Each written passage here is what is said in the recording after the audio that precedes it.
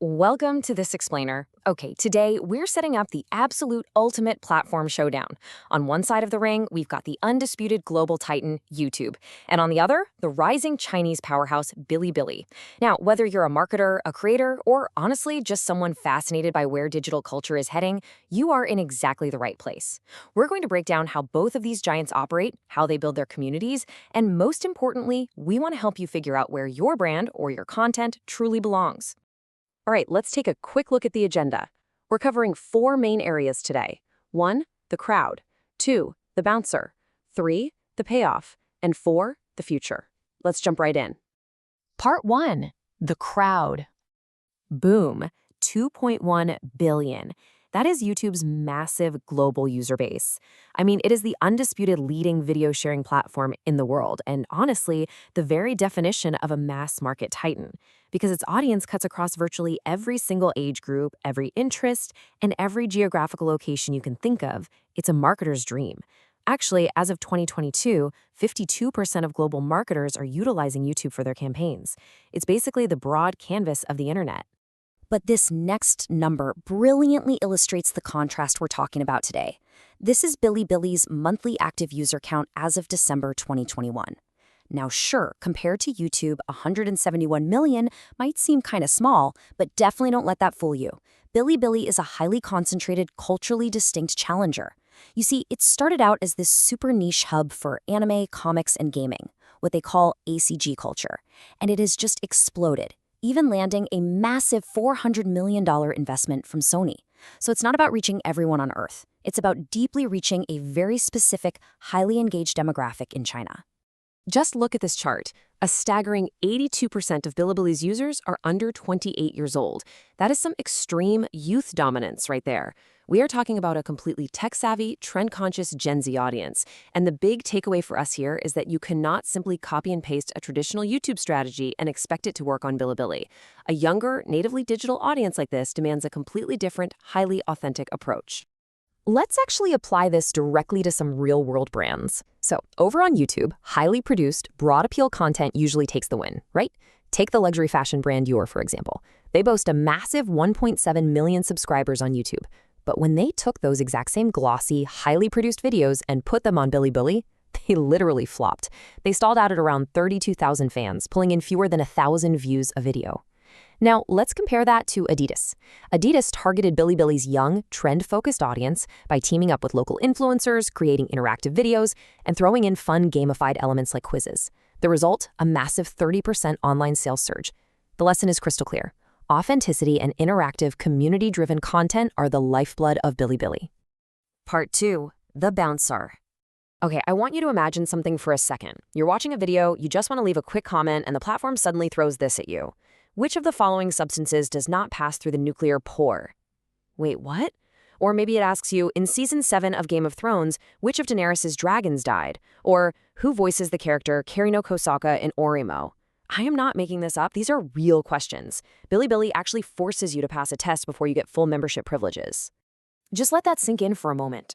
To unlock full membership, which is what allows you to post those iconic comments we're going to talk about in just a second, you have to pass a 100-question exam in 120 minutes. First, you have to correctly answer 40 community etiquette and anti-bullying questions, and then you are hit with this grueling, highly specific knowledge-based trivia test. It is a completely mind-blowing barrier to entry for an online video site. And here is where it gets genuinely absurd. Take a look at these numbers. By the third quarter of 2018, 43 million users had actually passed this Bilibili exam. Now, for some context, the Gaokao, which is China's notoriously grueling national college entrance exam, had just under 9 million high schoolers taking it that exact same year. Let me just repeat that to put it into perspective. Way more people successfully passed a hardcore anime and trivia test just to watch videos and leave comments than took the national college exam. Absolutely wild.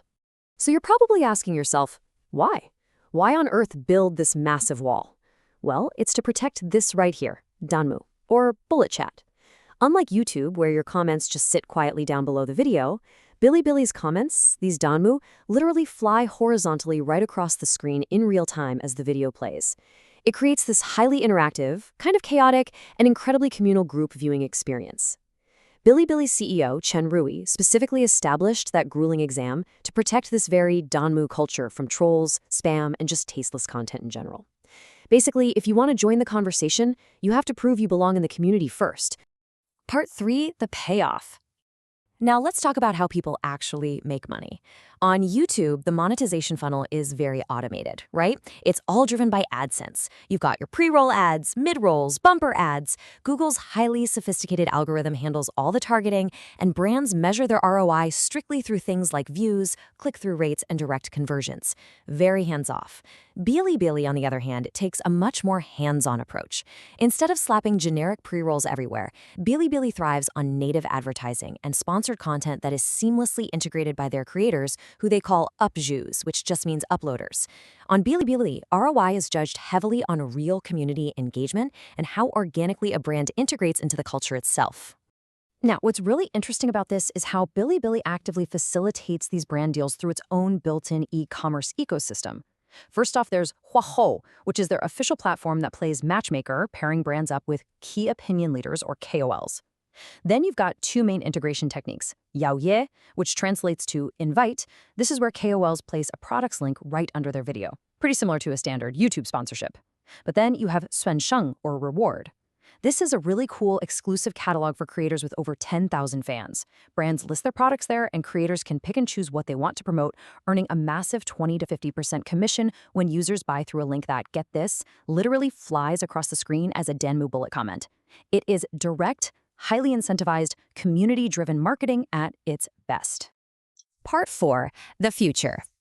So while YouTube is busy pushing formats like Shorts, generating 50 billion daily views just to fend off TikTok, Bilibili is quietly mounting a really aggressive global expansion of its own. They've just relaunched their international Android app globally, and you know how previously signing up overseas felt like a customs interrogation where you literally needed a passport or ID? Well, they've officially dropped that requirement. They are also actively hiring community staff in major global hubs right now: Los Angeles, London, Mexico City, Sao Paulo, Istanbul, and Tokyo. And word is, an English-language website is in the works. Now, a quick word of caution for any creators ready to immediately jump ship: this expansion is definitely still a work in progress. Crucial infrastructure like a proper iOS app update and finalized international monetization tools just aren't fully baked yet. But make no mistake, the foundation is undeniably being laid. We're going to end on this incredibly powerful vision from Bilibili's CEO, Chen Rui.